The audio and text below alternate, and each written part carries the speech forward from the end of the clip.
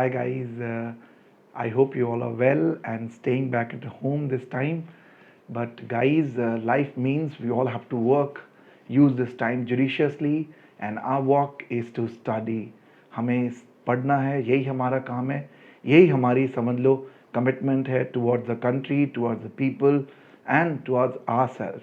सो बच्चों, आज एक चैप्टर ऐसा मैं आपको पढ़ाने वाला हूँ जो थोड़ा अलग टाइप का होगा, क्योंकि नॉर्मली आप सब कॉर्पोरेट लॉ पढ़ते हो, जनरल लॉ यानी कॉन्ट्रैक्ट वगैरह लॉ पढ़ते हो, जहाँ पे बड़ा इंटरेस्टिंग होता है because you can relate them with direct with your life. Normally जब हम अपनी स्टडीज़ की बात करें, पुराने समय की बात करें, तो हम हिस्ट्री पढ़ा करते थे, ज्योग्राफी पढ़ा करते थे, सिविक्स पढ़ते थे.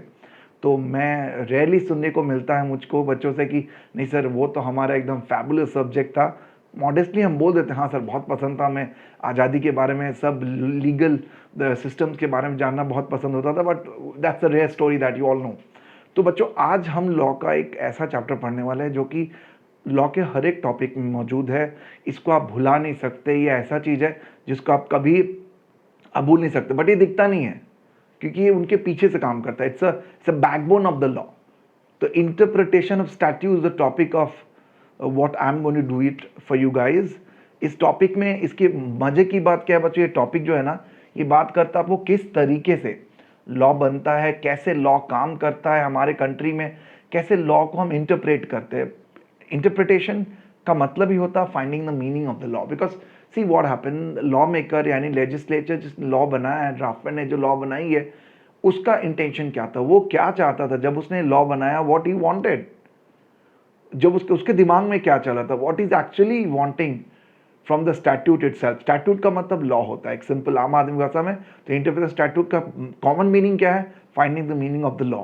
Finding the meaning of the law मतलब अरे भाई लॉ की मीनिंग नहीं ढूंढनी है आपको, लॉ का मीनिंग खाली इंटरप्रेट करना. यानी अगर मान लीजिए एक एडवोकेट है, एक चार्टर अकाउंटेंट, एक कंपनी सेक्रेटरी है, हम जैसे आप प्रोफेशनल्स हैं, हम क्या करते हैं, हम अपने क्लाइंट्स के लिए उस लॉ, हम लॉ नहीं बनाते, जो लॉ ऑलरेडी मौजूद है हमारे कंट्री में, बस उसे हम इंटरप्रेट करते हैं. चाहे एडवाइस करना हो, या कोर्ट के सामने प्रेजेंट करना हो, या डॉक्यूमेंट ड्राफ्टिंग करनी हो, या किसी तरीके का इंटरप्रिटेशन का काम हमारे सामने लाया जाता है, हम वो करते हैं. That is interpretation, finding the true meaning of the law. Sir क्या लॉ की मीनिंग भी फाइंड करनी होती है? Of course. लॉ मेकर्स ने जो लिखा था, जो इंटेंशन था लॉ बनाते समय लॉ मेकर्स का, क्या वो सच में हम इंटेंशन पूरा करते हैं? क्या उसी इंटेंशन के साथ हम लॉ को मानते हैं? ये बात थोड़ा मुश्किल है. आपको इसके लिए सीआईडी सीरियल देखनी पड़ेगी और डायरेक्ट क्या था, पता करो दया कुछ तो गड़बड़ है. तो वो कुछ तो गड़बड़ है मतलब जब ऐसा लगता है कि लॉ हम ठीक से इंटरप्रेट नहीं कर पाने, that means we are lacking. क्यों लैक करते हैं? कभी कभी डबल मीनिंग आ जाती है, कभी कभी एक ही वर्ड के बहुत सारे जगह इंटरप्रिटेशन आ जाते हैं, बहुत सारे लॉ एक साथ इनैक्ट हो जाते हैं, एक ही प्रोविजन के लिए बहुत सारे लॉ हमारे सामने खड़े हो जाते हैं. कई बार हमारे सामने कॉमन मीनिंग यूज करना होता है, हम एडवांस मीनिंग यूज कर लेते हैं. कभी एक्सेप्शन की बात आ जाती है, कभी प्रोवाइडर सुन लेते हैं, कभी एंड लिखा होता है, कभी और लिखा होता है, कभी दोनों लिखा होता है, कभी मे लिखा होता है, कभी शैल लिखा होता है. अब ये जितनी भी बातें मैं आपको ये सब बता रहा हूँ, ये क्या है? यहाँ पे इंटरप्रिटेशन चाहिए. कभी कभी आपके लॉ में जो चीज़ है ही नहीं, आपको जाके फॉरेन लॉ को पढ़ना पड़ेगा. फॉरेन में जो दुनिया में बड़ी बड़ी चीज़ जहाँ इनैक्टमेंट हो रही है, प्रोविजन हो रहा है. अभी कोविड-19 है, कोविड-19 ऐसा थोड़ी इंडिया में वो पैदा हुआ है.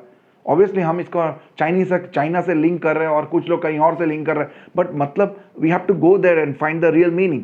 सो ये सारे काम. अब आखिर बात, चलो प्रॉब्लम तो पता चल गया, इंटरप्रिटेशन करना है. किसका करना है? लॉ का करना है. क्योंकि लॉ मेकर का जो इंटेंशन था वो हम सही से नहीं पकड़ पाते, तो हमें इंटरप्रिटेशन करना है. अब बात ये आती है कि आखिर में बिल्ली के गले में घंटी बांधेगा कौन, यानी आखिरकार इंटरप्रिटेशन कौन करेगा? तो बच्चों, इंटरप्रिटेशन करने का बेस्ट अथॉरिटी है कोर्ट.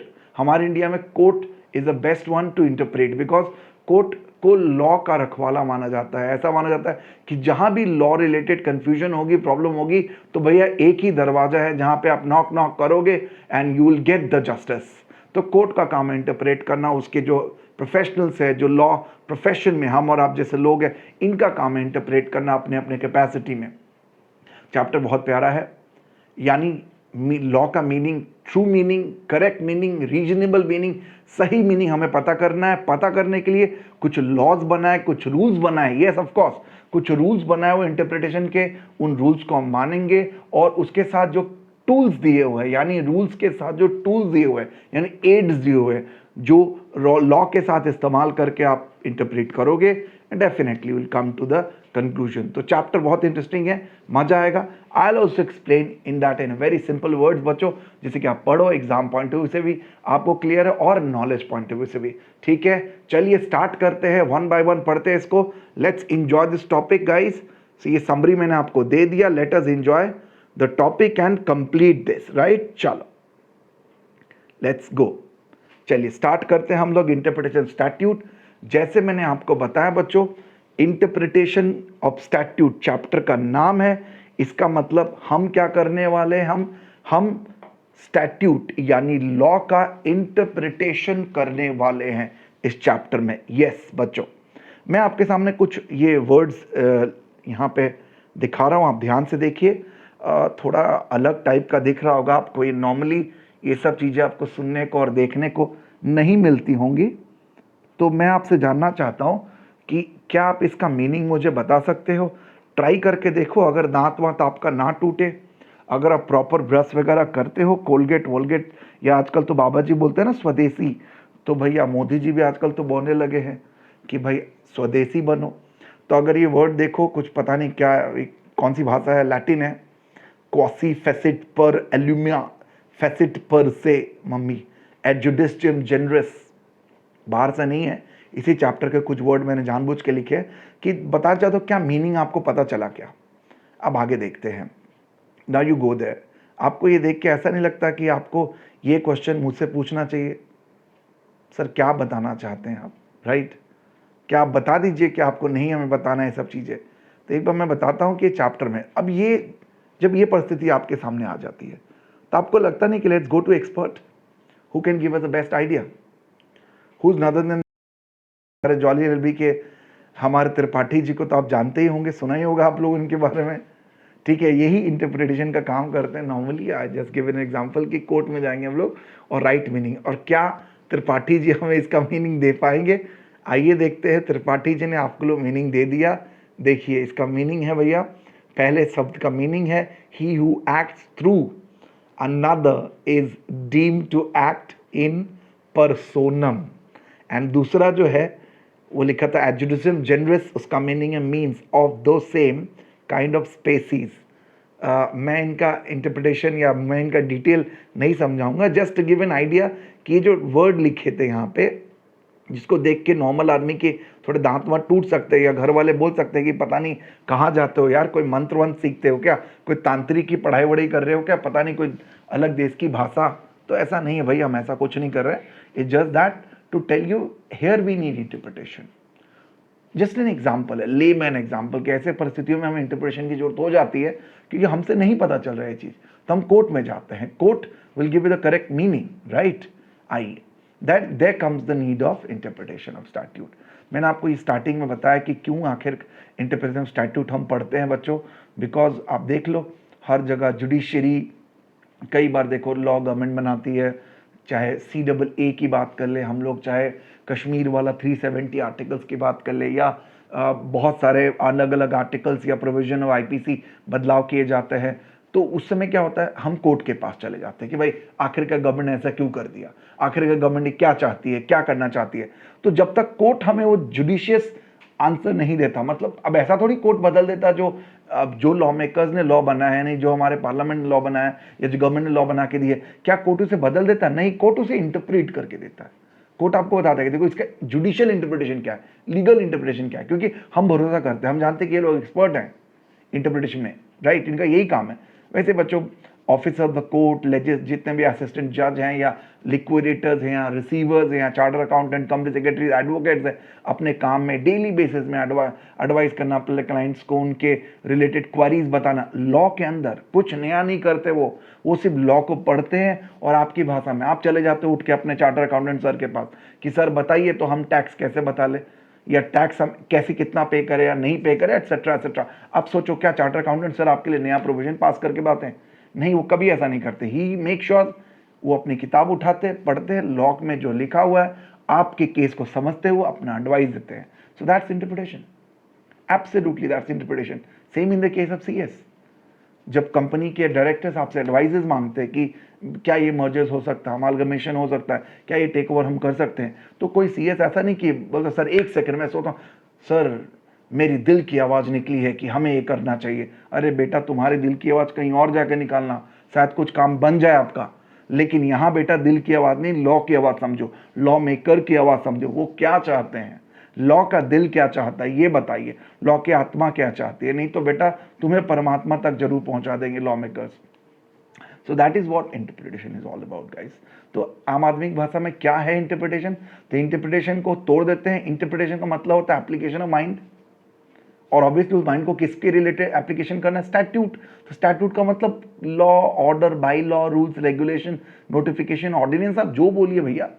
ऑर्डिनेंस आपने सुना होगा, बड़ा बहुत बार सुना होगा ऑर्डिनेंस क्या होता है।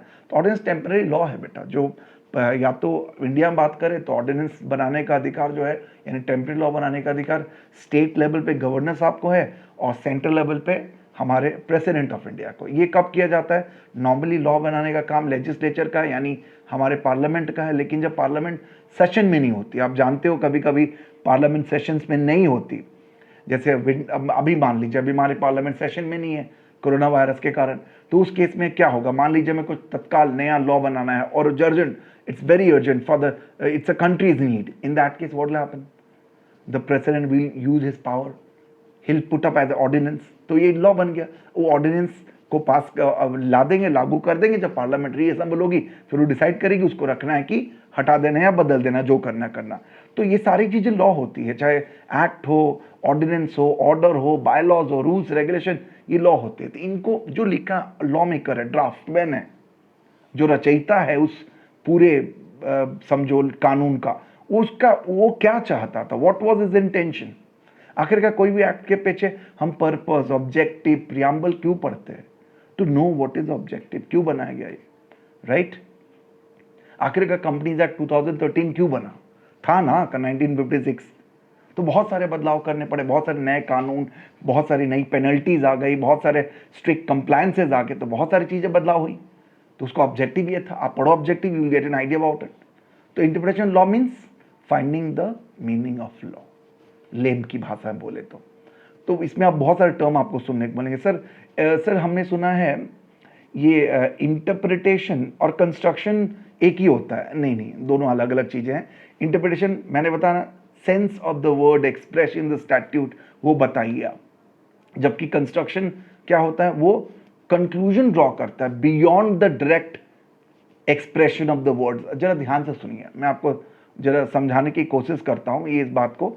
कोर्ट में आप लोग दलीलें सुनते होंगे, जब जिरा होता है यानी ट्रायल होता है, जब कोर्ट में दोनों पक्ष अपनी अपनी बातें रखता है, तो बड़े मजेदार सिनारियो होते हैं बच्चों। उसमें क्या होता है कि दोनों पार्टी अपनी अपनी बातें रखती है। अब एक पार्टी जो भी बातें रखते हैं कानून के दायरे में रखा जाता है, जो कोर्ट के में लॉ लिखे है उसको मान के रखा जाता है, चाहे मान लो आईपीसी की बात करें या कंपनीज एक्ट की बात करें, जो भी आप बात करो। बट याद करो, जो घटना हो गया होता है उसे वापस से प्रदर्शित करने की कोशिश की जाती है कोर्ट रूम के अंदर। उसको कहते हैं स्टोरी, या स्टोरी को रीराइट करना, या वहां पे कंस्ट्रक्ट करना, ऑब्वियसली, यानी वापस से पूरा सीन क्रिएट किया जाता है। एग्जाम्पल, एक क्राइम सीन क्रिएट किया जाता है। कई पिक्चरों में आप देखना डेमो कराया जाता है। आपने अगर राजी पिक्चर देखी होगी तो उसमें आलिया भट्ट को पूरी ट्रेनिंग दी जाती है, डेमो ट्रेनिंग दी जाती है। ऐसे बहुत सारे पिक्चर में देखी होगी जहाँ पे हमें सीन वापिस से क्राइम सीन रिट्रेट, कई बार तो पिक्चर में दिखाते याददाश्त चली जाती है ना, तो वापिस उस जगह ले जाते हैं जहाँ पे वो डंडा मारता आपके सर पे, वापिस आपकी याददाश्त आ जाए, या वो दुर्घटना दिखाएंगे, वापिस आपके साथ एक्सीडेंट करेंगे in order to get that exact scene back on your mind. तो यहाँ पे वही कर कंस्ट्रक्शन मीन्स वो जो वर्ड लिखा है ना स्टैट्यूट में, उसकी मीनिंग पता चल गई, लेकिन अब उसको वापिस से रिकंस्ट्रक्ट करो, सीन बना के दिखाओ। तो कंस्ट्रक्शन इंटरप्रिटेशन अलग चीज है। इंटरप्रिटेशन के बाद आता है कंस्ट्रक्शन। अगर इंटरप्रिटेशन ही गलत रखोगे तो कंस्ट्रक्शन हमेशा गलत जाएगा। याद रखो, फिल्म बनने के लिए स्क्रिप्ट चाहिए, स्क्रिप्ट को रिहर्स करके एक्ट किया जाता है। तो जो स्क्रिप्ट है ना वो इंटरप्रिटेशन है। अगर स्क्रिप्ट सही लिखेगी, आपने सही समझा स्क्रिप्ट को, तो आप सही एक्ट करोगे। अगर एक्ट आपने करना है तो आपको पहले स्क्रिप्ट समझनी पड़ेगी। So that's the relation they have. Okay, आइए, डॉक्यूमेंट और इंस्ट्रूमेंट के भी रिलेटेड थोड़े कंफ्यूजन रहते हैं आप बच्चों के बीच में, तो ये भी इजी है। तो डॉक्यूमेंट कोई भी ऐसा चीज आप परमानेंट तरीके से कोई वर्ड, लेटर या डायग्राम, पिक्चर या लोगो जो लगा होता है परमानेंट टाइप का होता है, फॉर्म होता है उसका अपना एक, ठीक है ना। जबकि वही अगर लीगली इन्फोर्सेबल हो जाए तो इंस्ट्रूमेंट बन जाता है। आप कोई किसी भी तरीके के एग्जाम्पल देख लीजिए, कोई वर्ड लिखा है डॉक्यूमेंट पे, प्रिंटेड है या इनग्रोज्ड है या लेथोग्राफ्ट है या फोटोग्राफ्ट है, इनफैक्ट कोई मेटेलिक चीज है उसके ऊपर कोई स्क्रप्चर किया गया है, चलेगा, वो सब सारी चीजें क्या है, डॉक्यूमेंट है, राइट। अब लेकिन अब जब बात करते हैं हम लोग किसकी, हम जब बात करने बैठते हैं इंस्ट्रूमेंट की, तो इंस्ट्रूमेंट का मतलब क्या होता है, मैरिज सर्टिफिकेट ले लो, पार्टनरशिप डीड ले लो, अब ये भी तो डॉक्यूमेंट है ना, बट इन्फोर्सेबल एट लॉ है।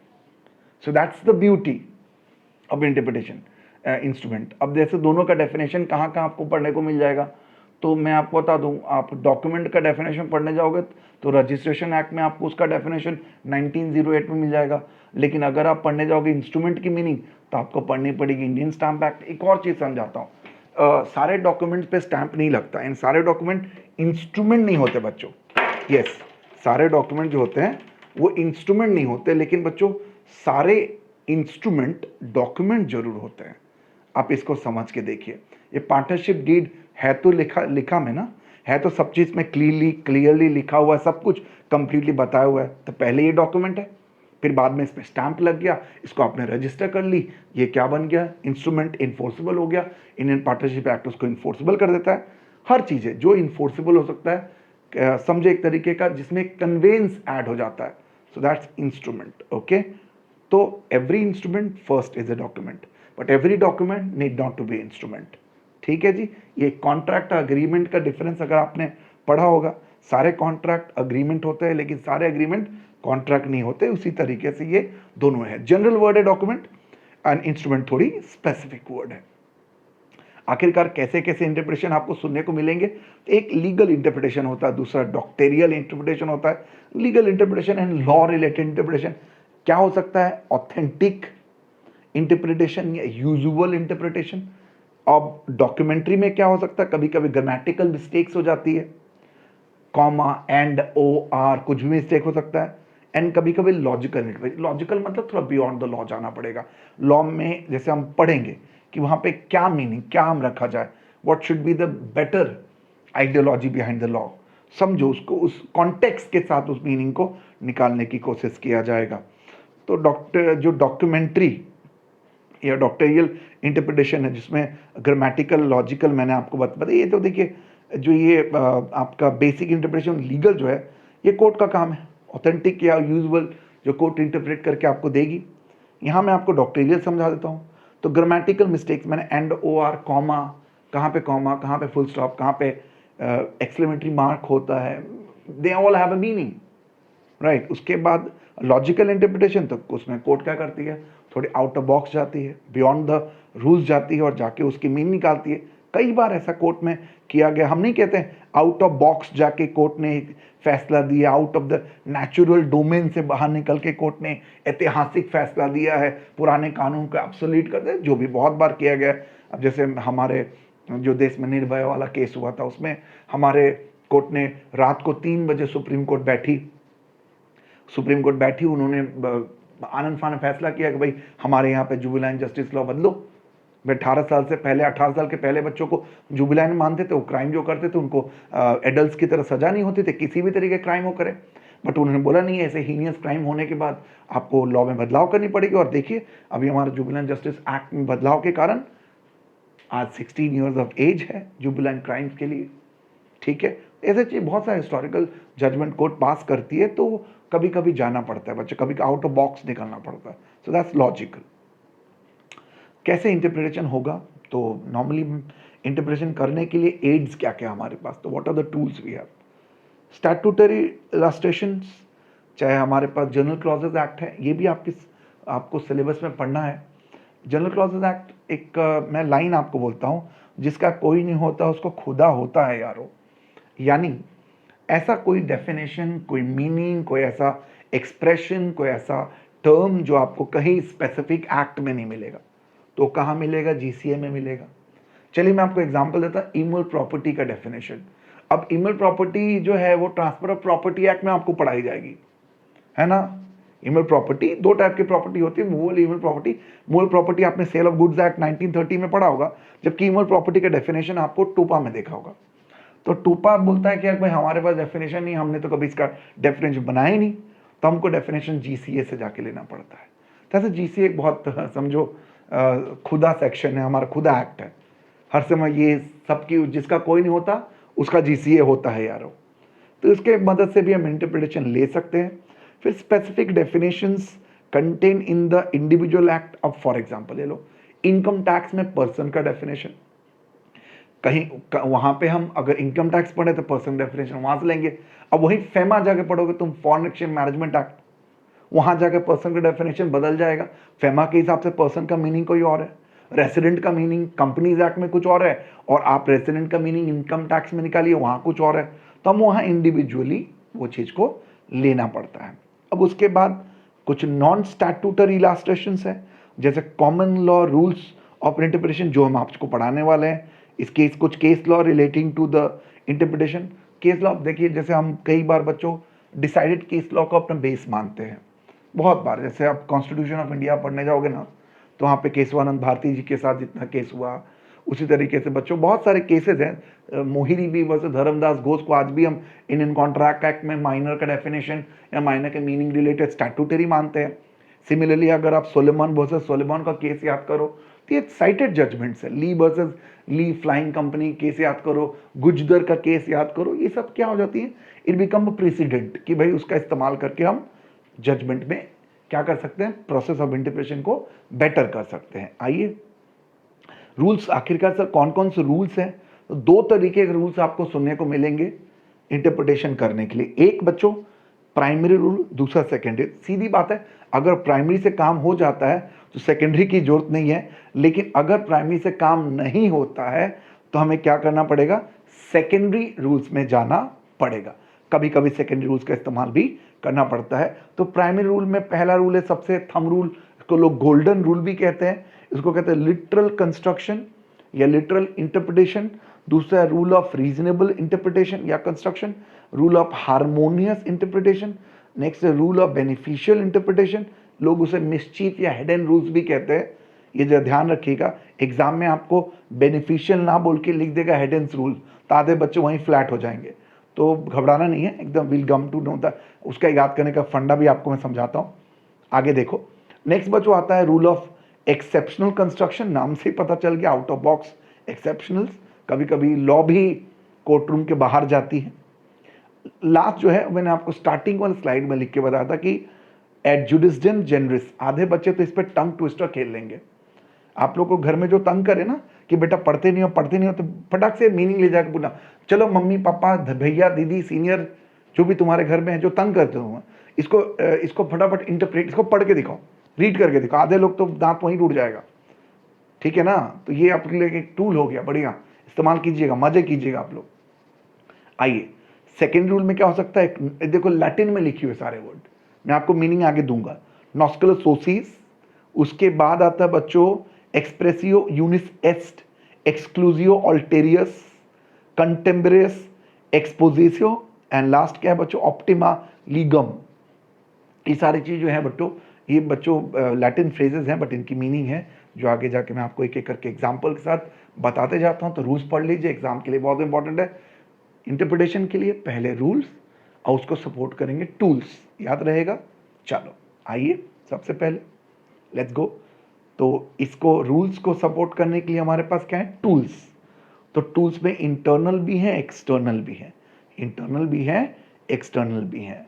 आप जब टूल्स पढ़ने जाओ ना बच्चों, तो पहले ना यहाँ पे स्लाइड रोक के ना अपने पास कोई किताब उठा लेना, कोई भी आपके पास इंस्टीट्यूट की स्टडी मैट्रिक, कोई भी आपके पास किताब तो होगा प्रॉपर किताब, वो उठा लेना और उठा के सोचना कि वो तुम एक, मैं आपको फ्रेज सपोज करो पेज नंबर 305 आपका कोई भी स्टडी मैट का, उसमें ना एक पर्टिकुलर टॉपिक मैंने बोला आपको ये ढूंढ के लाओ। लेट्स से आपके लॉ के टॉपिक में मैंने बोला कि भाई आपको ढूंढ के लाना है मीनिंग ऑफ, आपको ढूंढना है बच्चों एडजुडिशम जेनरिस, ये कहाँ लिखा है। तो पहले बात सोचो, एडजुडिशम जेनरिस कहाँ आपने सुना, इंटरप्रिटेशन स्टैट्यूट, यानी इस लॉ में, यानी ऑब्वियसली आप इसके लिए अकाउंट्स की किताब या अपनी कॉस्टिंग किताब तो नहीं उठाओगे, आप लॉ वाली किताब उठाओगे। ध्यान से सुनना, तो सबसे पहले आपने क्या किया, आपने टाइटल देखा, टाइटल के बाद आप पढ़ोगे हाँ इंटरप्रिटेशन कहाँ मिल सकता है, तो प्रीएम्बल आप जाओगे फटाफट उस चैप्टर के टाइटल पढ़ोगे, heading title of the chapter पढ़ोगे, उसका डेफिनेशन ढूंढोगे, मार्जिनल कभी उसके साथ जो साइड में नोट्स होते हैं कि हो सकता है मीनिंग जब प्रोवाइजो, यहाँ मैं आपको जरा बताऊंगा प्रोवाइजो को लेकर के थोड़ी बच्चों के बीच में ना थोड़ी रहती है, प्रोवाइजो, एक्सप्लेनेशन, एक्सेप्शन, स्केड्यूल, ये सब चीज़ें बच्चों आपको मदद करती है। अब स्केड्यूल जो है मैं आपको समझाता हूँ, देखो इलास्ट्रेशन तो आप जानते हो, कोई भी चीज़ को एग्जाम्पल के साथ समझाना नहीं तो हम समझ ही नहीं पाते। अभी मैं आपको कितने सारे एग्जाम्पल देने वाला हूँ, जब लॉ में समझाऊंगा एक एक करके तब आप समझते हैं, क्योंकि हमारा दिमाग उस तरह से काम करता है, प्रैक्टिकल हमें रिलेट करना पड़ता है। अब प्रोवाइजो जो है, प्रोवाइजो क्या करता है, आपको बताता है कि भाई ये चीज़ें इसके साथ ही पढ़नी पड़ेगी, अगर इसके साथ आप नहीं पढ़ोगे तो इसका मीनिंग नहीं मानेंगे, ठीक है ना। तो प्रोवाइजो अगर नहीं पढ़ोगे तो वो चीज़ का हिस्सा नहीं माना जाएगा। एक्सेप्शन में क्या होता है, वहाँ अप्लाई नहीं करेगा। अब छोटा सा एग्जाम्पल एक्सेप्शन का ले लो, अब हम लोग पढ़ने जाते हैं, मान लीजिए कि भाई एंटी कॉम्पिटिटिव प्रैक्टिस क्या होता है, एंटी कॉम्पिटिटिव प्रैक्टिस, तो एंटी कॉम्पिटिटिव प्रैक्टिस बोलोगे तो भैया वो सारे काम जो कंपटीशन के खिलाफ हैं, बट उसी में आप मान लो कोई पेटेंट, कॉपीराइट, ट्रेडमार्क करा के बैठा है तो हम उसको एंटी कॉम्पिटिटिव प्रैक्टिस नहीं कह सकते, क्योंकि वो एक्सेप्शन है, उनको माफ़ किया गया है कि भाई ये नहीं होगा, एक्सेप्शन टू द रूल। तो कई बार जहाँ पे आप बात करते हो भाई, जैसे कई प्रोविजन में गवर्नमेंट कंपनीज को एग्जेम्प्ट कर दिया जाता है, तो वहाँ पे क्या होता है, एक्सेप्शन, एक्सेप्शन है उसको अलग से हटा दिया जाता है। एक्सप्लेनेशन आप जानते हैं। एक्सटर्नल एड्स देखिए नॉर्मली क्या होता है कि जब हमें लगता है चीज़ें बियॉन्ड हमारे कंट्रोल है, जैसे बच्चों कई बार हिस्टोरिकल साइटिंग्स जो दुनिया भर में अलग अलग बड़ी बड़ी घटनाएं होती, वो भी एक लॉ ही है ना।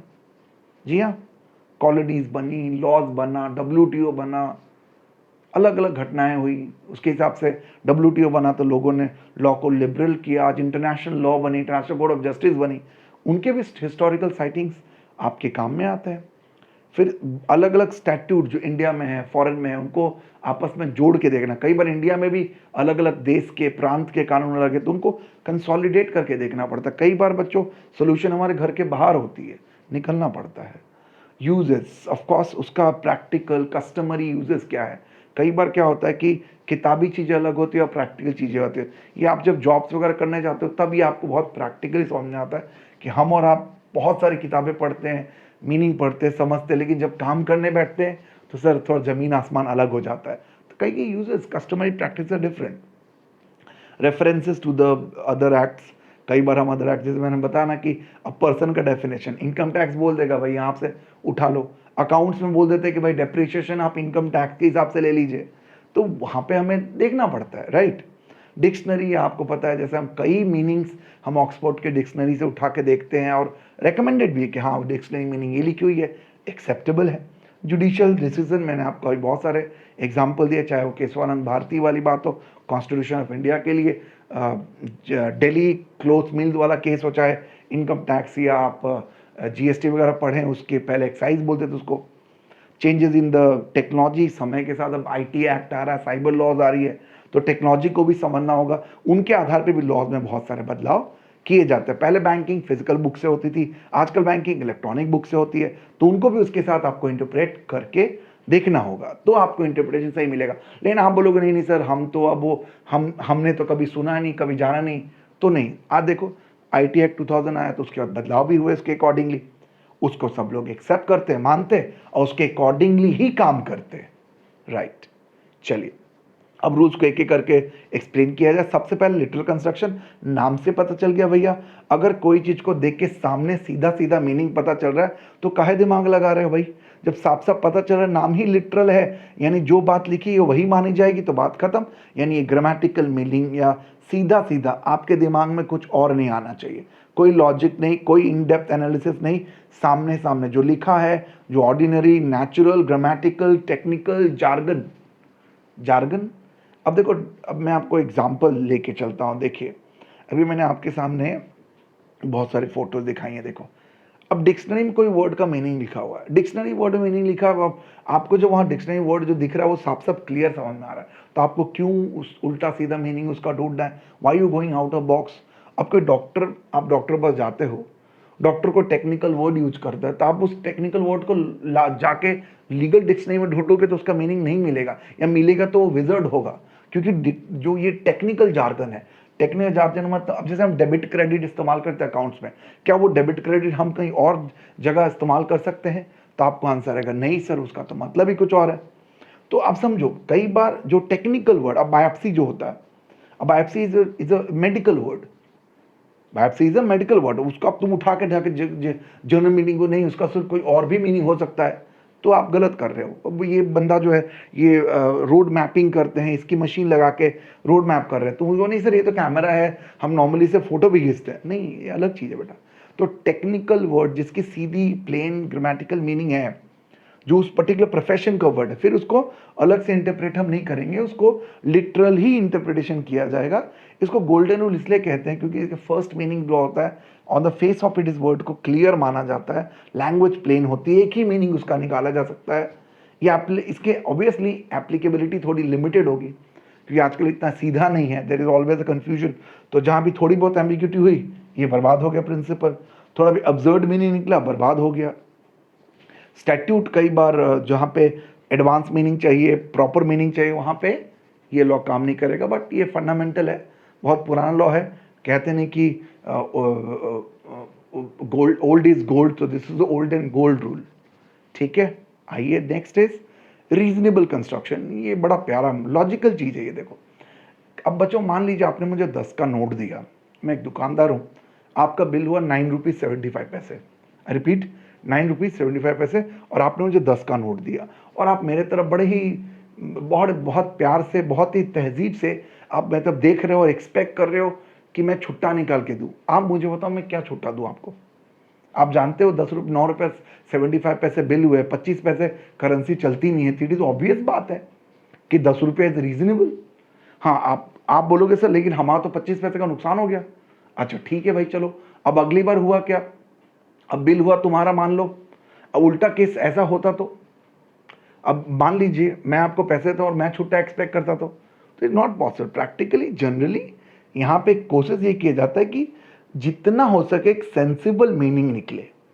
लॉ मेकर कोशिश करता है कि अगर हम एग्जैक्ट मीनिंग नहीं दे सकते तो क्या करें। अगर मान लीजिए आपके कोई काम करने के लिए, ये देखो कोई काम करने के लिए हमारा अगर ऑब्जेक्ट क्लॉज में साफ साफ नहीं लिखा वो काम करने के, लेकिन मना भी नहीं किया हुआ है और वो काम करने से कोई नुकसान नहीं है, तो चलेगा ना। इसको भी एक एग्जांपल समझने की कोशिश करते हैं। देखो जरा, इस क्वेश्चन का आंसर दो, बताओ मुझे मैंगो का मतलब क्या होता है। तो बोले सर क्या मजाक कर रहे हैं, एक तो सीजन चल रहा है, ऊपर से लॉकडाउन है, और आप ऐसी बातें करके हमारा धर्म खराब कर रहे हो। बेटा याद तो हमारे को बहुत आती है, लेकिन क्या करें, चलो कोशिश करो, बताओ मैंगो का मतलब क्या होता है। देखो तो इसका मतलब यही होता है क्या, आहा एकदम रसीला चमकदार, एकदम ज़बरदस्त, खाने का मन हो गया बहुत बच्चे लोग को। तो देखो भाई, संभालना, अपने भावनाओं को केंद्रित रखो, हार्मोन्स को कंट्रोल में रखो बेटा। आ जाओ, देखो यहाँ पे, अब मैं ज़रा थोड़ा आपके दिमाग को ट्विस्ट करता हूँ। क्या मैं मैंगो का मतलब ये भी कह सकता हूँ क्या? जरा बताइए, सोच के बताइए, क्या मैंगो का मतलब ये भी माना जा सकता है? Can be call Maaza is also a mango और स्लाइस?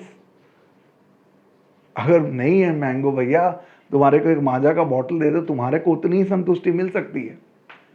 तो नहीं सर, वो आम अलग होता है सर, ये अलग है सर। मैं कहाँ मना कर रहा हूँ भाई, सही है, आम नहीं है तो भाई 12 महीने आम यानी माजा। सोचना क्या है, ये हुआ रीजनेबल इंटरप्रिटेशन।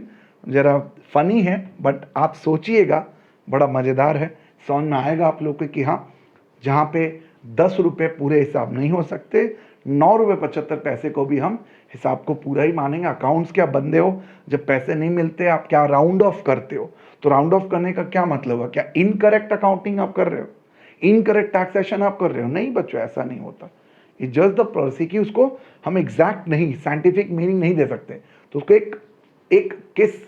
एक हद तक ले जाके हमें उसे छोड़ना पड़ेगा। ठीक है जी, आइए समझ में आ गई बात। अब हारमोनियस कंस्ट्रक्शन, ये भी बड़ा प्यारा है। अब यहाँ क्या हो जाए बच्चों, एक साथ बहुत सारे मतलब मोर देन वन लॉ अगर एक ही प्रोविजन में एप्लीकेबल हो जाए, टू या दो से ज़्यादा प्रोविजन एक साथ ही इफेक्ट दें, और प्रॉब्लम आपकी क्या है, आप किसी को छोड़ भी नहीं सकते, आपको किसी को छोड़ना भी नहीं है। यानी अगर मैं बोलता हूँ कि नहीं एक को छोड़ दो दूसरे को ले लो, तो फिर कोई बात ही नहीं है, आपको दोनों को नहीं छोड़ना है। लेकिन प्रॉब्लम क्या है, दोनों को नहीं छोड़ना है, दोनों को छोड़ देंगे लॉ की मीनिंग बदल जाएगी, तो क्या करे भाई, करना क्या है बताइए सर। तो ऐसी परिस्थिति में बेटा हम तो हारमोनियम बजाएंगे, बात खत्म, और गाएंगे सारे गामा पाधा नी सा। अच्छा मैंने गाना तो गा दिया, जरा सुनो तो ये तरीका सही है क्या गाना गाने का, जो मैं गा रहा हूँ ध्यान से सुनना बच्चों। अच्छा जिनका थोड़ा कान मान में प्रॉब्लम है प्लीज बी केयरफुल, मैं बहुत सुरीला हूँ बच्चों, जरा ध्यान से सुनना। सा सा सा सा सा। बच्चे बोल रहे सर लगता है आवाज खराब हो गई। नहीं बेटा आवाज खराब नहीं हुई है, जरा बता रहा हूं मैं कि अगर सिर्फ सा सा सा करूं तो बेटा सरगम नहीं बनेगी। सरगम बनने के लिए सा रे गा मा पा धा नी सा ऐसा करके सरगम पा गाना पड़ता है। इसलिए भाई खाली हारमोनियम पकड़ के बैठे, वो कहावत मिले सुर मेरा तुम्हारा तो सुर बने हमारा। यानी बच्चों हारमोनियस कंस्ट्रक्शन बड़ा प्यारा कानून है। यहां बोलता है जब एक साथ बहुत सारे कानून एक प्रोविजन में एप्लीकेबल होते, उस केस को समझने के लिए हमको उन सभी कानून को एक साथ पकड़ के एप्लीकेबल कराना पड़ेगा। एक मिक्स वेजिटेबल बनानी पड़ेगी। पनीर भी खाना है तुमने वेजिटेबल्स भी खा के अपनी शरीफियत दिखानी है, बट औकात से बाहर जाना नहीं है, पनीर के बिना तुम्हें चलता नहीं है। तो क्या करोगे दुकान में जाके, भैया मिक्स वेज ले आओ, पनीर जरूर डाल देना उसमें, तो सबकी बात हो गई। 2 in 1 आइसक्रीम मंगा लेते हैं, चॉकलेट भी खाना है, आपने टूटी फ्रूटी भी खाना है, वनीला भी खानी है, बट पैसे एक ही के हैं, तो क्या करोगे 2 in 1 मंगा लोगे, उसी में अपने क्या बोल सकते हो मन को शांत करोगे, तो गलत नहीं है, nothing wrong. Let's take an example, you understand better again. अब बताइए what is the due date of holding AGM. तब यहाँ पे मैंने जवाब देखिए क्या लिखा है, latest of the following red में लिखा है। कारण क्या, मैं चाहता हूँ कि इस वर्ड को आप समझो। पहले इसमें ना बच्चों 2-3 सेक्शन अलग अलग अप्लाई करते हैं कंपनीज एक्ट 2013 के। एक सेक्शन बोलता है कि नहीं भाई साल में फाइनेंशियल ईयर एंड के 6 महीने के अंदर यानी 30 सितंबर तक हर साल एजीएम हो जाना चाहिए, कुछ भी हो, क्योंकि आपको पता है एजीएम में फाइनेंशियल स्टेटमेंट को ले डाउन किया जाता है, उसे अप्रूव करा जाता है, अडॉप्ट किया जाता है और उसकी फाइलिंग होती है। तो वहां पे एक सेक्शन ये बोल देता है कि भाई कुछ भी हो जाए एजीएम कर लियो भाई 6 मंथ के अंदर। अब दूसरा सेक्शन भाई साहब थोड़ा जिद्दी है, वो कहता है हमें नहीं पता 2 एजीएम का गैप मैक्सिमम कितना हो सकता है भाई, मैक्सिमम कितना हो सकता है 15 मंथ्स, मतलब एक एजीएम का दूसरा एजीएम कितना महीने के अंदर होना चाहिए 15 मंथ्स। अब एक और प्रोविजन है, वो बोलता है कि नहीं हर कैलेंडर ईयर में क्या होना चाहिए, एक एजीएम होना चाहिए। अब ये प्रोविजन अलग अलग है, अलग अलग प्रोविजन है कंपनीज एक्ट के अंदर, जिसको आपको पढ़ना, और इनमें से कोई भी प्रोविजन छोड़ना भी नहीं है। अब प्रैक्टिकल सोच के देखिए, हर साल एक एजीएम चाहिए, हाँ हर साल भाई फाइनेंशियल स्टेटमेंट्स भी अडॉप्ट करने हैं और 2 एजीएम का गैप भी रखना है, तो क्या करें। तो लॉ में नहीं लिखा है latest of the following, but हम कैसे इसको इंटरप्रेट करते हैं, लेटेस्ट ऑफ द फॉलोइंग। इससे फायदा क्या हो जाता है, इन सभी कंप्लायंसेस को प्रॉपरली हम अचीव कर पाते हैं। ध्यान से देखिए, इनमें से कट ऑफ डेट जो है, वो जो कट ऑफ डेट है वो लेटेस्ट वाला है यानी अर्लियर वन है, जिससे कि कोई भी वायलेशन होने की संभावना नहीं है। ऐसे इंटरप्रिटेशन को हार्मोनियस कहते हैं। यहां पर हमने सारे प्रोविजन को एक साथ ले लिया तो कोई गलती होने की गुंजाइश नहीं है। ठीक है दोस्तों, ध्यान से, बड़ा पॉपुलर एग्जांपल है, इजी एग्जांपल है, आप जल्दी कनेक्ट कर पाओगे, इसलिए मैंने इजी वाला एग्जांपल यहां दिया आप लोग को, and I hope you will understand this better. Okay guys, आगे चलते हैं नेक्स्ट लॉ पे। वो बोलता है लॉ बेनिफिशियल इंटरप्रिटेशन। मैंने आपको इसका नाम बताया था, एक और होता है इसका नाम मिसचिप या हेडन्स रूल्स भी है। अब हेडन का नाम सुनते हैं मुझको ऑस्ट्रेलियन क्रिकेटर्स की नाम याद आती है। एक हमारे टाइम पे बच्चों मैथ्यू हेडन बोल के खतरनाक क्रिकेटर हुआ करते थे ऑस्ट्रेलियन में, और ये बंदा जब उतरता ना जो धोना शुरू, आउट ही नहीं होता था, मैंने ये तो जब तक आउट नहीं होता था हम सोचते थे अब तो मैच ही हार गए हम लोग। बट ऑस्ट्रेलियन टीम ना बच्चों एक फेमस है स्लेजिंग के लिए, चीटिंग के लिए, अब तुम लोग जानते हो, तो आप इसको कनेक्ट करके देखना कि जहाँ हेडन रूल मतलब हेडन मतलब ऑस्ट्रेलियन क्रिकेटर है, मतलब चीटिंग करेंगे, तो ये लॉ में उसका मीनिंग समझो। और जहाँ पे ऐसा कोई लॉ जिससे लोगों को नुकसान ज़्यादा हो रहा है फायदा कम, तो वो लॉ का क्या मतलब है। तो वहाँ पे क्या किया जाता पता है, मैक्सिमम बेनिफिट निकालने की कोशिश की जाती है, मैक्सिमम बेनिफिट निकालने की कोशिश की जाती है। अब मैक्सिमम बेनिफिट निकालने के लिए क्या करना होगा, हमें उसकी जो मिसहैप्स है या हमें जो उसकी त्रुटियां हैं उसको हटाने पड़ेंगे, राइट। हम क्या कर लेंगे, उसके मैक्सिमम बेनिफिट एडाइव करेंगे और उसकी जितनी भी प्रॉब्लम्स होगी उसको हम लोग इग्नोर कर देंगे। अब जैसे एग्जाम्पल लो, जरा देखो, now you get the confusion और नॉट। आप मुझे बताइए, दिलवाले अगर मैं बोलता हूँ जाओ बेटा दिलवाले देख लो, या बेटा आपने दिलवाले देखी है, तो दो टाइप की आवाज़ें आएंगी, सर आपके टाइम वाला सर कि हमारे टाइम वाला सर। अरे बेसर भी हमारे टाइम वाला भी नहीं था, नहीं हमारे टाइम में चलता था, 90s की मूवी है अजय देवगन वाली, हमने भी देखी है, और नई वाली तुम्हारे वाली टाइप की भी देखी है हमने। अबे सीता गीता बताओ, सीता कौन है गीता कौन है? तो अब यहाँ पे क्या हो रहा है कि सर हमने तो दिलवाले नई वाली देखी है, तो हमारे लिए आप नई वाले दिलवाले का क्वेश्चन पूछो, हम उसमें ज़्यादा बेनिफिशियल होगा हमारे लिए। मैं बोलूँगा नहीं बेटा हमने पुरानी वाली देखी है अजय देवगन वाली, तो हमारे लिए पूछो। तो अब यहाँ पे जो पार्टी का केस है उसके हिसाब से इस चीज़ को पकड़ना पड़ेगा। Then law must see that what benefit from that particular law before making a new act, वो देखना पड़ेगा। अभी बहुत सारे पुराने लॉ को बदल दिया था। अब जैसे कश्मीर की बात कर लेते हैं, आर्टिकल 370 की बात करते हैं, बड़ा मजा आएगा आप लोगों को। अब आर्टिकल 370 और जिसको 35A भी कहते हैं, अब इसको रिपील कर दिया गया, हटा दिया गया। अब हमारे होम मिनिस्टर साहब अमित शाह जी, इन्होंने हटा दिया। बहुत बवाल हुआ, अभी तक एकदम कोरोना का पहले वही हमारे इसमें कोरोना बन के घूम रहा था, बहुत बवाल हुआ सब जगह। अब CAA बना, उसके पहले इन्होंने ये आर्टिकल 370 को एबलिस्ट कर दिया, उसको सब लोग कनेक्ट वनेक्ट पता नहीं क्या कर रहे हैं।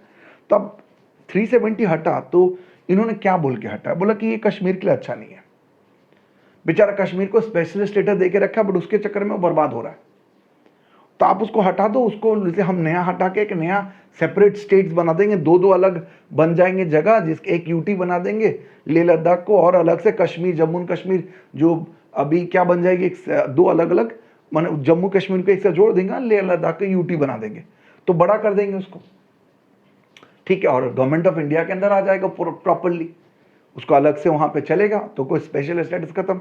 तो ये लॉजिक है। अब बात है कि पुराना लॉ और नया लॉ में क्या डिफरेंस है, क्या बेनिफिट मिलेगा एज अ होल, वो समझना जरूरी है। तो आपको कंफ्यूजन हटाना है और रेमेडी को एडवांस करना है। यानी अगर मैं इसको बोलता हूँ तो इंटेंशन क्या है बेनिफिशियल का, मिसचिफ जितना हो सके घटाइए और जितना हो सके रेमेडी दीजिए, यानी suppress the मिसचिफ, advance the remedy, ये दोनों फंडे इसके। जितना दर्द घटेगा सुख उतना बढ़ेगा। नॉन एप्लीकेबिलिटी, जहाँ पे मीनिंग एब्सर्ड है या लिटरल इंटरप्रिटेशन पॉसिबल है तो ना करें, ठीक है। Fiscal law, income tax act, दो अलग अलग यहाँ पे बातें लिखी हैं। फिस्कल लॉ जो है वो एक बड़ा कानून है, लेकिन उसमें इनकम टैक्स एक्ट अलग से आके प्रोविजन करता है। अब बताता है कि भाई फिस्कल लॉ ठीक है, फिस्कल पॉलिसी है, देश की फाइनेंस पॉलिसी है, पर इनकम टैक्स उसको स्पेसिफिकली बेटरमेंट के लिए बनाया गया। और आप देख लीजिए, अगर इनकम टैक्स आप पढ़ेंगे तो फिस्कल पॉलिसी का पूरा आपको उसमें डिज़ाइन दिखेगा, लेकिन सीधी बात जो डायरेक्ट बात है वो कहाँ आपको दिखेगी, आपको इनकम टैक्स एक्ट में दिखेगी। एक्सेप्शनल इंटरप्रिटेशन, मैंने आपको कहा कभी कभी क्या हो जाता है, कोर्ट का आउट ऑफ बॉक्स जाना पड़ता है, कभी कभी और को एंड समझना पड़ता है, एंड को और समझना पड़ता है, मे को शैल समझना पड़ता है और शैल को मे समझना पड़ता है, या मे और शैल आपने सुना होगा दोनों के मीनिंग अलग होता है। एक होता है बच्चों ऑप्शनल या रिकमेंडेटरी या डायरेक्टरी, और एक होता है मैंडेटरी। शैल मतलब मानना ही पड़ेगा, करना ही पड़ेगा, सुनना ही पड़ेगा, आपको जानना ही पड़ेगा, शैल बी डन। जबकि मे आप जानते हो आपका बड़ा फेवरेट वर्ड है, अगर आपको टीचर बोल दे कि बेटा होमवर्क चाहो तो कर लेना, I might check, you may do, तो तुम बोलो सर आपसे अच्छा कोई है नहीं। लेकिन अनफॉर्चुनेटली आपको हमेशा हमारे साइड से शैल ज़्यादा सुनने को मिलता होगा, सेलिंग हो जाती है ज़्यादा। और एंड में भी कन्फ्यूजन है बेटा। और का मतलब होता है चॉइस, एंड का मतलब मस्ट। पेनल्टीज वगैरह में आपने बहुत बार सुना होगा, जो डेंजरस ऑफेंसेस होते हैं, खतरनाक होते हैं, उसके ऑफेंसेस में लग जाता है एंड, और बाकी में लिखा था और। तो और जहाँ पे होता है तो जैसे फाइन और पेनल्टी, तो या तो फाइन लगेगा या तो पेनल्टी लगेगा, लेकिन जहाँ पे एंड लिखा फाइन एंड पेनल्टी, इन दोनों लगेगा बेटा, चॉइस नहीं है तुम्हारे को, ठीक है। तो कभी कभी लॉ मेकर्स को ना इन जो पैरामीटर्स है, इन दोनों को कभी तोड़ना भी पड़ता, कभी कभी उनको और को मे समझना पड़ता और और को एंड समझना पड़ता और एंड को और, एंड वाइस वर्सा, और मे और सेल के साथ भी ऐसा कई बार करने को। मैं आपको एक एग्जांपल देता हूँ। ये बड़ी प्यारी सी पिक्चर आई थी, चली नहीं, संजय लीला भंसाली साहब की एक बड़ी मूवी थी, आप शायद फोटो देके पहचान पाओ। इसमें ये एक जादूगर होता है बंदा, ऋतिक रोशन है ये। गुजारिश बोल के एक मूवी थी बच्चों, बड़ी प्यारी मूवी थी, थोड़ा एक्सपेरिमेंटेड था, चला नहीं, बड़ी मूवी थी। लेकिन इसमें ना बच्चों कोर्ट चल के आती है इनके घर पे। हमारे ऋतिक रोशन साहब जो थे, जादूगर थे स्पेशल, उनके घर पे कोर्ट चल के आती है। एक बात बताइए, कोर्ट, नॉर्मली कोर्ट में सब लोग जाते हैं, बट ये बंदा बेड रिडन था, ये बेड से नहीं उठ सकते। इनकी जो पैरालिसिस थी वो एक्सीडेंट के कारण ये बेड रिडन, तो इनके लिए कोर्ट घर पे आती है, घर पे कोर्ट लगती है, वहाँ पे फैसले करे जाते हैं, वहाँ पे इनकी बात सुनी जाती है। तो क्या होता है बच्चों, नॉर्मली ऐसा सुनने को आपको नहीं मिलेगा, but this is called the exception where this things work. Out of court जाके फैसले करे जाते हैं। कई बार ऐसा आपने पिक्चरों में भी देखा होगा, कोर्ट लाइव ले जाई जाती है, जनता दरबार लगाया जाता है। पहले तो जूरी सिस्टम भी होता था, खैर अब तो हट गया, वो रुस्तम वाला केस के बाद, नानावटी असल में नाम है उसका, नानावटी केस के बाद जूरी सिस्टम हट गई। तो कभी कभी आउट ऑफ बॉक्स करना पड़ता है, that is nothing wrong when we do this. ठीक है, ठीक है। अब ये और एंड वाली बात जो मैंने आपको समझाई, तो कभी कभी ओनर मास्टर एंड, लॉ में अगर ओनर एंड मास्टर लिखा है, मान लो कोई गिल्ट एक्ट हुआ, तो वहाँ पे ओनर और मास्टर या ओनर एंड मास्टर, वहाँ पे लॉ क्या करेगा, देखेगा कौन से बेनिफिट हो सकता है। बेनिफिट किसको, लॉ को। अगर लॉ को लगता है नहीं वहाँ पे और यूज करके इसको पनिश करना चाहिए या एंड यूज करना चाहिए, तो वहाँ पे वो फ्रीडम उनको मिल जाएगा। ठीक है, आ जाइए रूल ऑफ एस जुडिशियम जनरिस। मैंने आपको जो टंग ट्विस्टर वाली बात समझाई थी, ये जो है ये बहुत प्यारा कानून है, बड़ा इंपॉर्टेंट भी, एग्जाम में बहुत बार पूछा भी गया है बच्चों। इसका मीनिंग एक सिंपल है, दो टाइप के वर्ड होते हैं, एक होते हैं जनरल और दूसरे होते हैं स्पेशल। एक सिंपल रूल समझो, अगर स्पेशल लॉ, अगर स्पेशल वर्ड सामने खड़ा है, तो बाकी जितने भी जनरल वर्ड है ना, वो स्पेशल लॉ की खातिर करेंगे, खुशामद करेंगे, यानी उसके पीछे पीछे पीछे पीछे दौड़ेंगे। इतनी बड़ी ट्रेन होती है, लेकिन दौड़ती हैं सारी इंजन के पीछे। एक इंजन जो होता है वो पूरे डब्बों को खींच ले जाता है। आप इंजन हटा दीजिए, ट्रेन चल के दिखाए। तो बच्चों वैसे ही होती है स्पेशल जर्नल, अगर स्पेशल सामने खड़ा है तो जर्नल की औकात नहीं होगी। मैं आपको एग्जाम्पल के लिए बड़ा पॉपुलर और बड़ा फेमस आपको एक किस्सा सुना देता हूँ। सपोज कीजिए आपकी जो एक स्पेशल दोस्त होती है ना, अंग्रेजी में तुम लोग को की लड़की वाली जो दोस्त होती है ना, पता नहीं क्या तुम लोग गर्लफ्रेंड टाइप नाम बोलते हो, जीएफ बोलते हो। मान लियो तुम्हारे वहाँ मिलने आती है, तुम्हारे घर पे, रूम पे, जहाँ तुम लोग रहते हो, और उस समय तुम्हारा दोस्त भी, तुम्हारा एकदम जिगरी दोस्त, तुम्हारा बहुत पुराना यार दोस्त बैठा हुआ है। अब अनफॉर्चुनेट बात क्या है, तुमने अपने दोस्त के लिए एक बढ़िया से कॉफ़ी मंगवाई थी सीसीडी की, और तुम्हारी वो जो मोहतरमा है वो आ पहुँची हैं। अब मुझे बताओ ध्यान से, अब वो कॉफ़ी जो अपने दोस्त के लिए आपने मंगा के रखा है, जो उसको देने वाले थे, वो कॉफ़ी आप किसको दोगे? सीधी बात। अब मैं बोल ना दे कि आपके मन में आप हमको मॉडेस्टली बोल देगा कि नहीं नहीं सर, अरे क्या सर, क्या बोल रहे, दोस्त भाई है हमारा, सबसे पहले उसको देखेंगे। देखो बेटा, तुम्हारा दिल भी जानता है कि तुम क्या करने वाले हो। ठीक है बेटा, जान है तो जहान है, समझ रहे हो। दोस्त का क्या है, कल तो मना लेंगे, क्या है, 10 रुपये तो मान जाएगा, अपना दोस्ती है ना, टिकट वो ग्रांटेड है। वो चली गई तो बेटा फिर वही दोस्त के साथ गम गिला करते बैठोगे 20 रुपए का बॉटल लेके थम्सअप का, तो ध्यान रखना थोड़ा। ठीक है, चलो आइए थोड़ा संभाल के समझाता हूँ। एक एग्जाम्पल देता हूँ मैं आपको, आपको समझ में आएगा। देखो यहाँ डॉग, कैट, काऊ, बुफेलो, ये जितने जानवर हैं, इसके सामने देखिए लायन है, लेपर्ड है, आपका हमारा शेर खान है, दिख रहा है आपको, बगीरा है, अरे बाप रे, ये सब जानवर हैं। चाहे वो आप इधर से लेफ्ट से देखो, राइट से देखो, पर जब ध्यान से अगर मैं डॉग, कैट, काऊ, हॉर्स कहता हूं,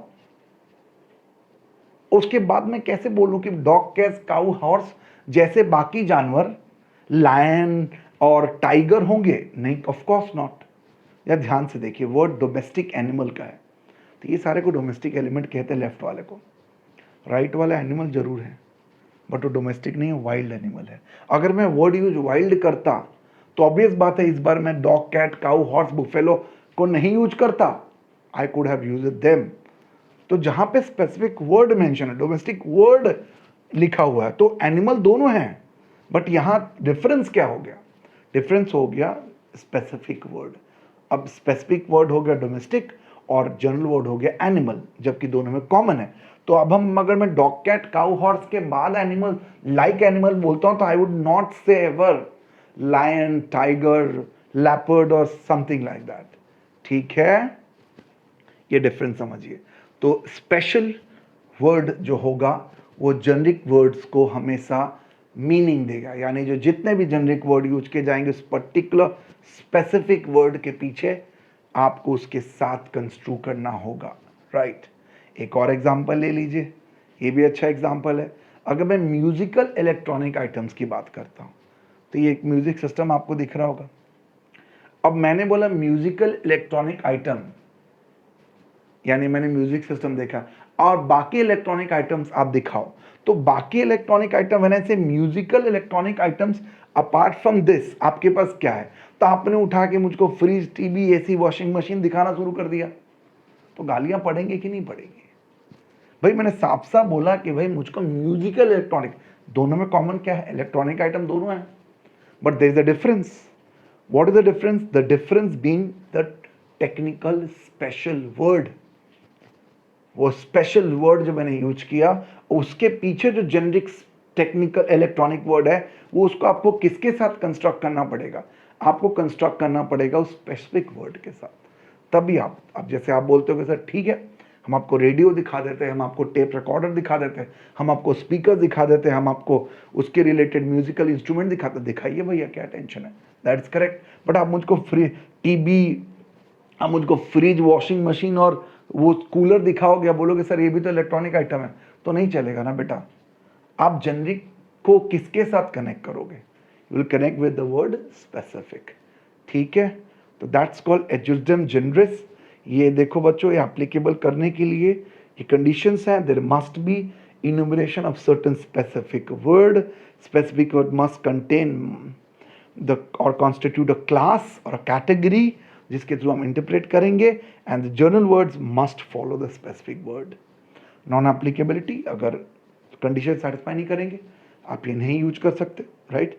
स्पेसिफिक वर्ड फॉलो करना चाहिए जनरल वर्ड को, नहीं तो कोई मतलब नहीं है उसका, ठीक है।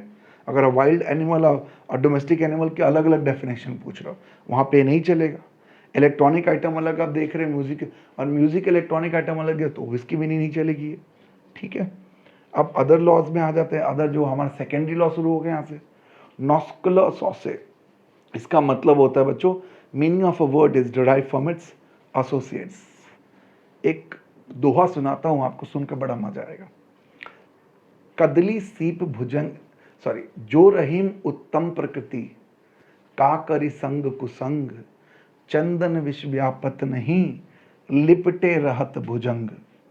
मीनिंग क्या है कि जो सही बंदे होते हैं ना, उनको चाहे तुम किसी के साथ ले जाओ, उनको किसी भी संगति में रखो, वो बंदे सही रहेंगे, ठीक है ना। लेकिन अब इसके एकदम विपरीत आपको सुनाता हूं मैं दोहा, तो you will get the idea. मैंने आपको इसका और अच्छा मीनिंग सुना था कि चंदन का जो पेड़ होता है ना, बहुत ठंडा होता है बच्चों, बहुत पवित्र भी होता है, आप जानते हैं बहुत एक्सपेंसिव भी होता है। बट वहाँ पे ना जब जाओगे ना, वो पेड़ के आसपास बहुत जहरीले सांप पाए जाते हैं नॉर्मली, बिकॉज उनको अंदर जहर होता है, तो they want to cool it off, तो उसके आसपास रहता है तो उनको बड़ी ठंडक मिलती है। तो क्या वो सांप उसके ऊपर लपटे रहते हैं, उनके पास रहते हैं, तो क्या चंदन का जो कूलनेस है, चंदन का जो पवित्रता है, क्या वो कम हो जाता है? नहीं, that's a quality of a person. Similarly एक और दोहा सुनो, कदली सीप भुजंग के स्वाति एक गुणतीन, जो जैसी संगति घसे सो वैसी गुणदीन। अच्छा बेटा, मैं आपको हिंदी क्लास नहीं करा रहा हूँ, लोड मत लो। इसमें क्या है कि थोड़ा मजा आता है समझ के चीज़ें, हमारे को है तो कहीं ना कहीं फंडामेंटल चीज़ें ही, वो तो हमारे प्रोफेशन के कारण अलग बना हुआ है। इसमें बताया कि मैंने, अब जो बारिश होती है ना, स्वाति नक्षत्र बोल के एक बहुत पवित्र प्लैनेट है, और बारिश होती है वहाँ से, तो वो जो बारिश की बूंद केले के पेड़ में गिरता है ना, तो मीठे मीठे केले के फल बनते हैं। सांप के मुंह पे गिरता है तो और जहर ही बनता है। तो जिसके साथ जो रहेगा उसका गुण तो मिलेगा ना। तो अब कई बार बच्चों हम तो पूरी वर्ड की मीनिंग नहीं भी जानते ना, तो हम उसके आजू बाजू क्या लिखा, हम ये तो हम कॉमन प्रैक्टिस में करते ही ना बच्चों। पूरा लाइन हम पढ़ लो, पूरा लाइन पढ़ के हम उसको इंटरप्रेट कर लेते हैं। कई बार टेक्निकल वर्ड हमें पता ही नहीं चलता, अरे क्या लिखा हुआ है यार, बट उसके आसपास में जो लिखा है उससे हम पता कर लेंगे। अब एक देखो, ये भाई साहब लोग जो, ये बड़े शरीफ लोग हैं, आपको पता होगा, बड़े एकदम मतलब निहायत ही शरीफ लोग, उदय शेट्टी, मजनू, इनके साथ ये जो उनके बहुत ही तहजीब वाले लोग खड़े हैं, ये कौन लोग होंगे? बहुत शरीफ लोग होंगे? ऑफ कोर्स नॉट बच्चों। ये इनके साथ जो लोग खड़े हैं, इनके साथ डील कर रहे हैं, इनके साथ हैं, हम उनसे मीनिंग उसका पता कर, ये लोग आके बोलते नहीं हम तो बहुत शरीफ लोग हैं, हम तो उदय भाई और मजनू भाई के लिए काम करते हैं। तो आप पता कर सकते हो, you can easily find out the meaning कि इनके एसोसिएट्स के साथ पता करके कि भाई कौन लोग है ये। ठीक है जी, चलिए। तो नेक्स्ट, एक्सप्रेसियो यूनिस एस्ट एक्सक्लूसियो ऑल्टेरिया, नाम से पता चल गया, express mention of one thing implies the exclusion of another. यानी बेटा चिंटू त्यागी से अच्छा एग्जाम्पल कौन हो सकता है? चिंटू जी, अगर चिंटू जी को दोनों महिलाओं के साथ रहना है तो देख लीजिए क्या हाल है इनका, सलाखों के पीछे खड़े हैं, और एक काफ़ी लंबा चौड़ा समय तक हो सकता है। तो चिंटू जी को किसी एक को चुनना पड़ेगा, किसी एक को चुनेंगे तो ऑटोमेटिक दूसरा से उनका पत्ता कट जाएगा। तो सीधी बात है, one thing accepted other will go out, you can't have laddoos in both the hands.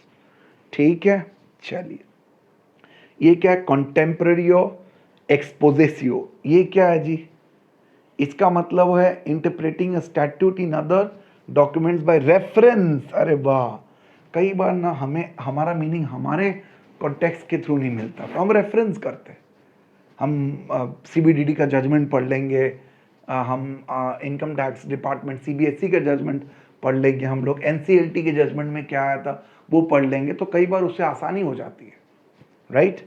देखो जरा, yes of course we should do that on regular occasion. इससे क्या होता है कि आपको क्लैरिटी मिल जाती है। कई बार बेटा आप लोग नहीं समझ पाते हो, तो you have to come to us and get an idea, nothing wrong. ठीक है। टूल्स, मैंने आपको बताया, आपको किताब वाला एग्जाम्पल करना है टूल्स के बारे में। इनमें से कोई ऐसा वर्ड है जिसको आप लोग नहीं जानते होंगे? लॉन्ग टाइटल्स हो गए, प्रियम्बल। प्रियम्बल क्या होता है? Preamble is the heart, is the soul of the whole provision. अगर हमारा कॉन्स्टिट्यूशन को सच में जानना चाहते हो तो पहले उसका प्रियम्बल पढ़ो। Preamble is the aim, is the inspiration, is the ideology, is the objective, is the context on which the law has been made. अगर आप वही नहीं जानते तो आगे क्या समझेंगे? ठीक है। हेडिंग्स पढ़ेंगे, उससे आपको आइडिया होता है। Margin note helps to get an idea regarding, अब जैसे अमेंडमेंट की बात होती है तो मार्जिन नोट में लिखा रहता है कि भाई ये फलाना अमेंडमेंट यहाँ से आपको करना है। ठीक है, मार्जिनल नोट्स होते हैं। उसके बाद डेफिनेशन सेक्शन, आपको पता है, जैसे हम कई बार सेक्शन 2 को यूनिवर्सली डेफिनेशन सेक्शन मानते हैं, वहाँ से पढ़ते हैं हम लोग। Illustrations help us to understand, interpret well. Proviso clause मैंने आपको ऑलरेडी समझा दिया।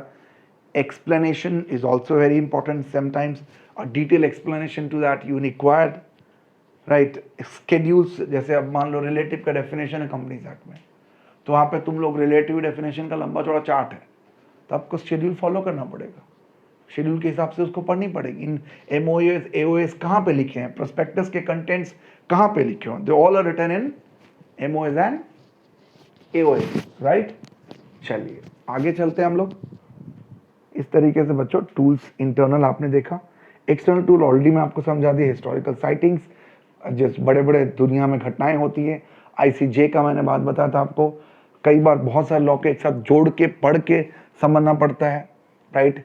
बहुत सारे केसेस में जैसे मनी लॉन्ड्रिंग का केस चल रहा है, तो मनी लॉन्ड्रिंग में सरफाइसी का भी केस हो सकता है, बैंकिंग लॉ का भी केस हो सकता है, इनकम टैक्स का भी केस हो सकता है, सबका केस जोड़ा जाएगा, आईपीसी का भी केस जोड़ा जाएगा। यूजर्स कस्टम्स में भी डिफरेंट देन द लॉ, उसे भी आपको ध्यान रखना पड़ेगा। उसके बाद बच्चों हमारे को कई बार सुनने को मिलेगा अर्लियर एक्ट्स में क्या थे, लेटर एक्ट्स में क्या है। इनका कंपटीशन एक्ट एमआरटीपी का एग्जांपल ले लो, जो बदला, फेरा फेमा का एग्जांपल आगे जाके आपको पढ़ने को मिलेगा। Directory definition is very important again, तो डिक्शनरी मीनिंग आप जाइए और जाके ढूंढिए उसमें कई हेल्पफुल डेफिनेशन दुनिया भर के एक्सपर्ट्स लोगों ने लिखा है, जिसकी मीनिंग से आपको बहुत सारे क्लैरिटी होती ही है। आपसे अच्छा कौन जानता है? आपका दूसरा जो समझ लो दूसरा जो गाइड है, पथ प्रदर्शक, वो गूगल दीदी है। जब देखो फटाक से गूगल से पूछ लो तो हे गूगल बताओ यार। आजकल तो एलेक्सा दीदी भी आई हुई है मार्केट में, वो भी बताती है।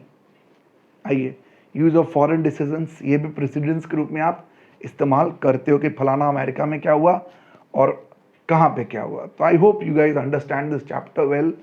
अब इसको आप अपने मटेरियल से पढ़िए, कोई डाउट हो be in touch with me, I will be able to solve this that. बहुत प्यारा लॉ है बच्चों, अच्छे से पढ़ना है इसको, ठीक है।